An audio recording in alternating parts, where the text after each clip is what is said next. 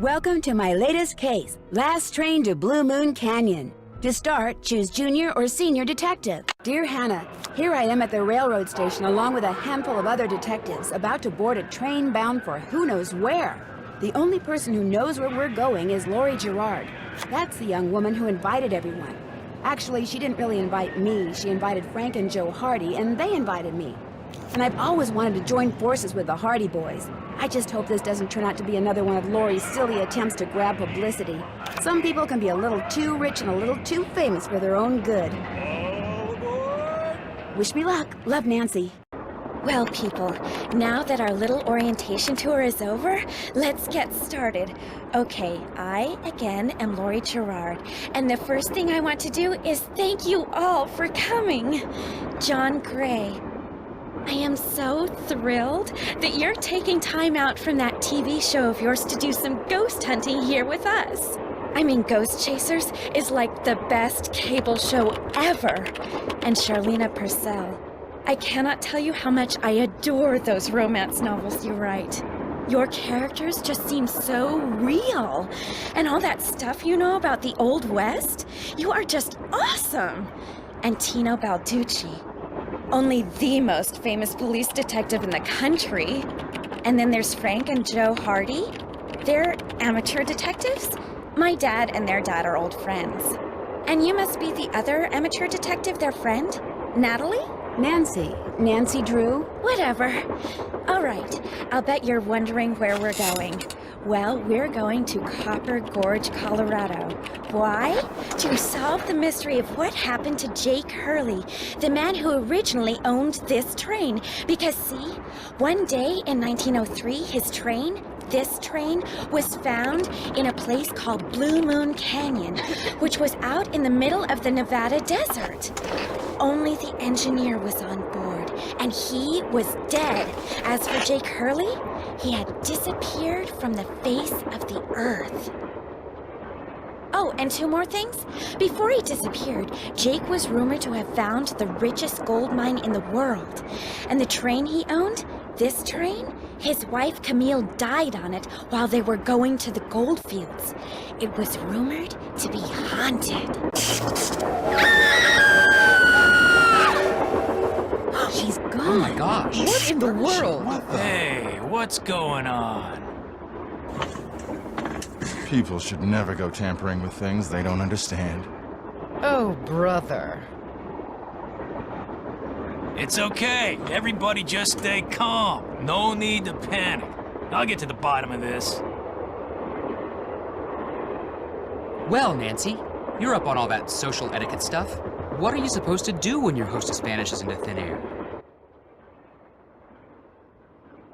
If I don't seem concerned, it's because I'm not. Lori Gerard is a young woman whose only goal in life is to be famous. She craves attention and habitually uses her father's considerable wealth to get it. How well do you know her? I don't really know her, I just know of her. The only reason I accepted her invitation was because I've come across the name Jake Hurley several times in my research, and this seemed like a good opportunity to learn more about him. What was your name again? Nancy Drew. You and I have actually met. Sort of. I called you not too long ago when I was at Shadow Ranch. You gave me some information about Dirk Valentine. Ah, Nancy Drew. You don't remember me, do you? No. What else do you know about Jake Hurley? Psst, Nancy! Come here! Excuse me for a second. Hey, Nance. Where have you two been?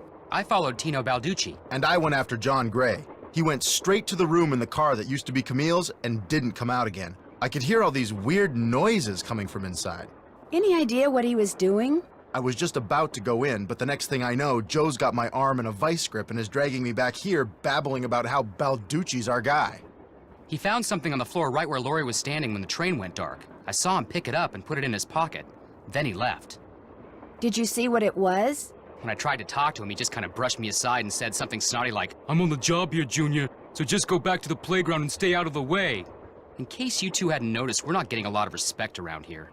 Can't we at least tell Balducci that we do stuff for ATAC? You know the rules. ATAC? American Teens Against Crime. We do a lot of undercover work for them. Wonder Cop's probably never even been undercover. Joe, let it go. What'd Charlena have to say? She thinks Lori is faking this whole disappearance thing. She's not the only one. How can you say that? You heard Lori scream. Anybody can scream, Joe. Especially girls whose fathers have given them acting lessons along with everything else they've ever wanted. What about you, Nancy? What do you think?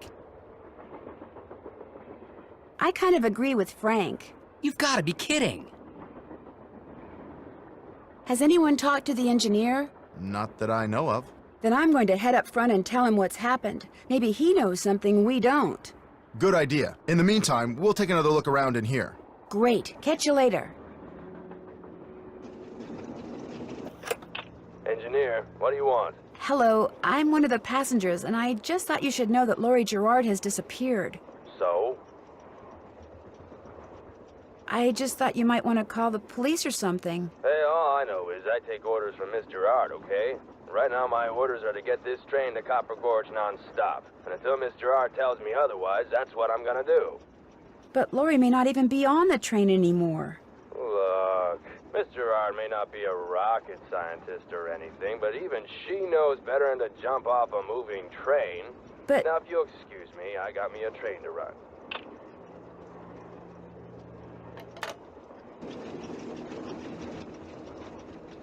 What have you got? Do you think maybe one of Lori's other guests is in on her disappearance? It's certainly possible. From the way she talked, it didn't sound like she knew any of them. Maybe that's what she wanted us to think. Or maybe that's what one of them wanted her to think. Well, whether Lori disappeared by force or by choice, what we've got to do now is find her. Absolutely. See you later. You know where to find us.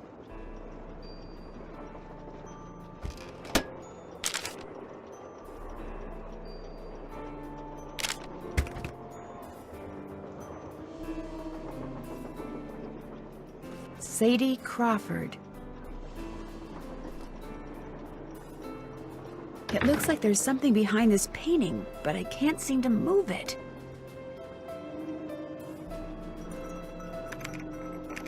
Yes? What are you working on? I'm writing my next book. I'm on a deadline, so until I write those two most wonderful of all three-letter words, the end, everywhere I go, my laptop goes, and every chance I get, I write. Why do you think Lori invited you on this trip? No doubt because I'm such an authority on life in the Old West, and because I'm so good at using old information to unearth new information. My knack for research is, well, it's a gift. What else do you know about Jake Hurley? You know, the man who originally owned this train? Wealthy, imaginative, adventurous, stubborn, egocentric, and most importantly, he was smitten at the age of 35 by a young French woman named Camille Voulet, who died about a year after they were married. When did he buy this train? Sometime in the 1870s, he decided to seek his fortune out west, so he had this train custom built so that he, and some years later his wife, could traverse the mountains and plains in relative comfort. So he went west and became a miner? All anyone knows for sure is that years after Camille's death, he showed up in Denver with a pouch full of gold nuggets and semi-precious stones, which he used to purchase mining supplies. He refused to say how he'd come by them, which of course led to speculation that he had found a fantastically rich vein somewhere. Although to this day, its existence remains unsubstantiated, and its location quite unknown. I'll touch bases with you later. My publisher thanks you. Is this Jake and his wife? Yes. From what I've read, Camille loved to sing and dance, even in death, apparently. Jake reportedly told people that after she died, he would sometimes see strange glowing lights outside the windows at night, bobbing gracefully alongside the train as if dancing with it. He said he found the sight very comforting. I suspect normal people would have found it terrifying.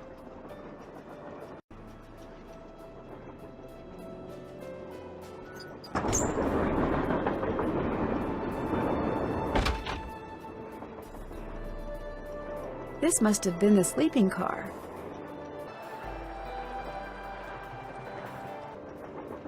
I need 4 numbers to unlock this, and there's, what, 10,000 possible combinations?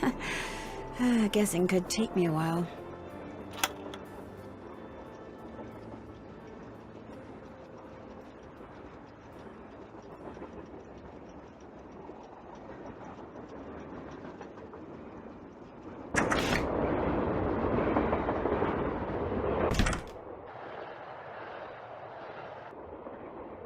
Hey, come on over here. Hi, you're that Nancy person. How you doing? John Gray. You look pretty busy. Right now I'm taking time-lapse electromagnetic readings and recording background noise. This was Camille's private car. If she had something to do with Lori's disappearance, analyzing these readings may give me a clue as to Lori's whereabouts. Are you saying that Camille's ghost kidnapped Lori? What to most people are ghosts are actually temporary distortions in local electromagnetic fields caused by the presence of residual psychic energy generated by the person or persons who frequented that particular locale. That's my working theory, at least. That's very interesting. It's all very scientific.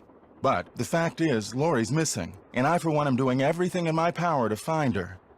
The vibes I'm getting make me think she could be in serious trouble. You don't think Tino Balducci will be able to track her down? I doubt it. In fact, I kind of feel sorry for the guy. After catching those bank robbers, he can't just be a good cop anymore. He's got to be a great cop.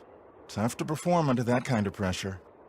Is Lori a friend of yours? First time I met her was when I boarded this train with all the rest of you. I knew her by reputation, of course, like everyone else who reads the tabloids. It doesn't appear that anyone aboard this train is her friend. Maybe she doesn't have any friends. Wouldn't be surprised. Maybe you can be too rich after all. What's your opinion of Charlene Purcell? Charlene Purcell writes romance novels. End of comment. Thanks for the chat. Pleasure talking to you.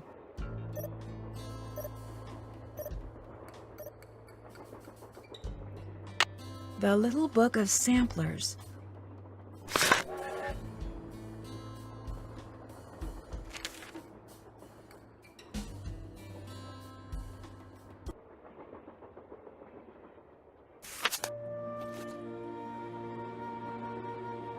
Teddy Eberhardt.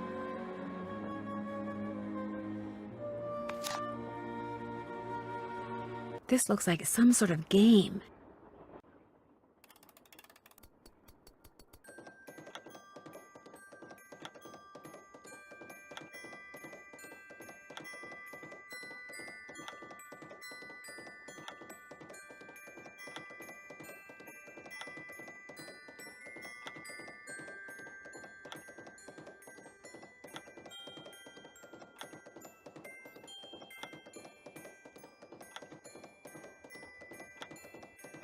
I did it! Wonder what's in here.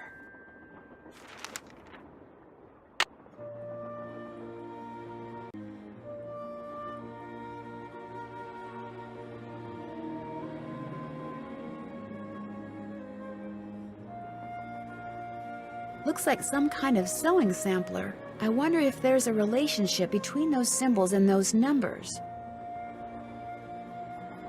I wonder what's under here, and what the deal is with those weird-looking bolts. Hello? Nancy, hi, it's me. Hi, Bess. And me. Hey, George, what's up? What's up? You're the one who's on the train with a bunch of famous people. You tell us.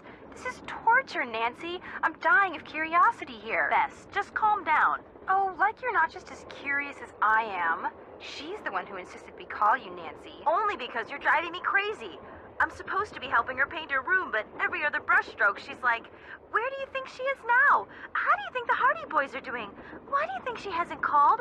What do you think Laurie Gerard is wearing? Oh, George, that is so not true. I could care less what Laurie Gerard is wearing. So come on, Nancy. You're on a train full of famous people bound for who knows where. So dish already, would ya? Bess, calm down. Look what you did. You got paint in my hair. I'm sorry.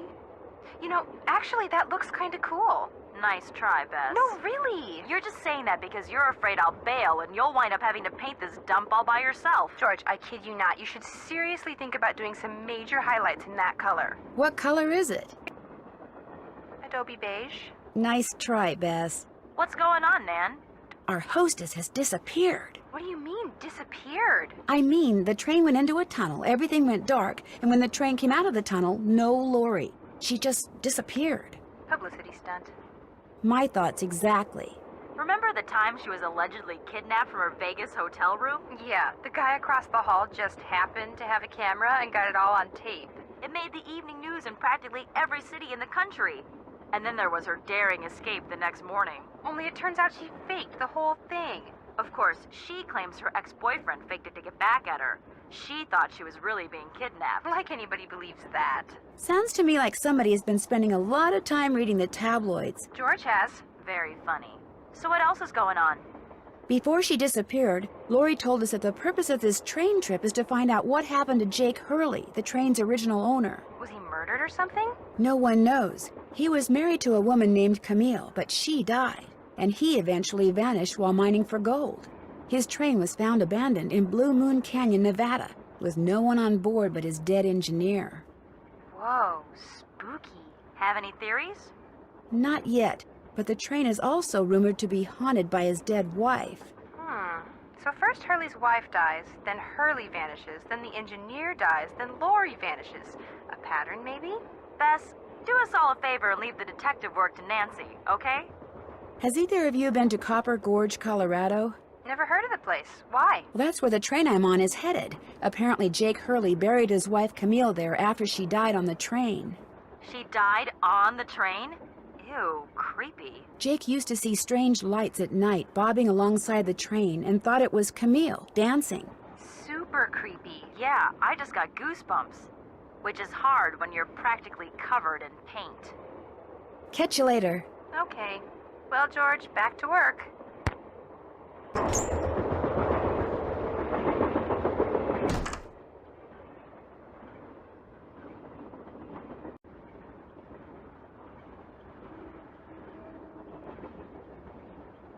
Hey, Nancy, right? You've got a better memory than our hostess. Who doesn't? Amateur detective, huh? Ever thought about becoming a real detective? You know, like me?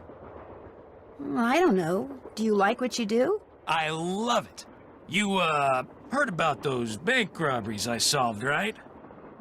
Tell me about them. Baffling case. Two-man team at 17 banks in 3 states in 5 days. FBI had no idea who the perps were. But after forcing their vehicle to a stop, confronting them, despite the fact that they were armed and giving chase, I single-handedly made the collar. I heard they stalked because you accidentally rear-ended them. You heard wrong.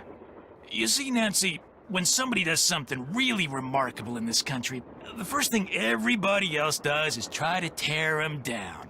Reporters, late-night comedians, even some of my fellow officers, all have been spreading vicious lies about me. Why? Because they've never done anything remarkable in their sorry little lives, and they're jealous. Anyway, you should look around in here. Lots of interesting stuff. This was Jake's private car, you know. I understand that you found something on the floor in the dining car. Yeah, at first I thought it was an old coin, but it turned out to be some kind of slug. Where do you think it came from? Probably been lying there for 100 years. May have served a purpose back then, but now, worthless. What are you going to do with it? Well, I'll tell you what. Here, keep it. Wear it around your neck or something. That way, when people ask you where you got it, you can tell them Tino Balducci gave it to you. The Tino Balducci. Oh, thank you. What else can I do for you? So, what do you think happened to Lori? Well, she could have been kidnapped, she could have been tossed off the train, she could be hiding from us. But I obviously won't know which until I've gathered all the facts. So, you're gathering facts? Of course. It may not look it because that's my style. I'm a low-key kind of guy. But hey, don't worry.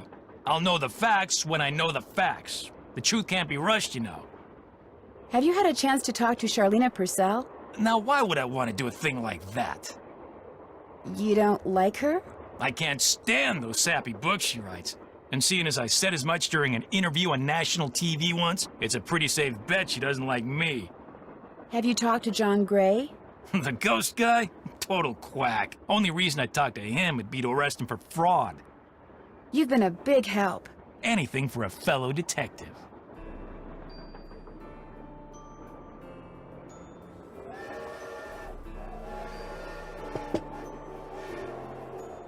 Camille with Hager Anderson and Chantilly Hildegard.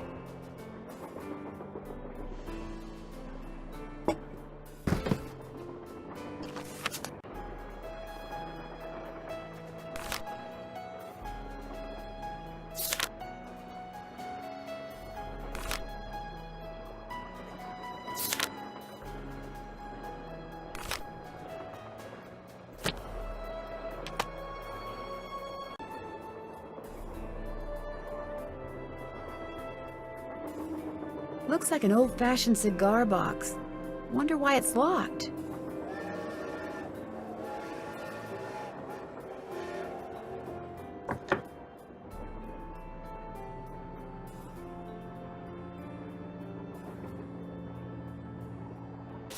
Eliza Sandberger.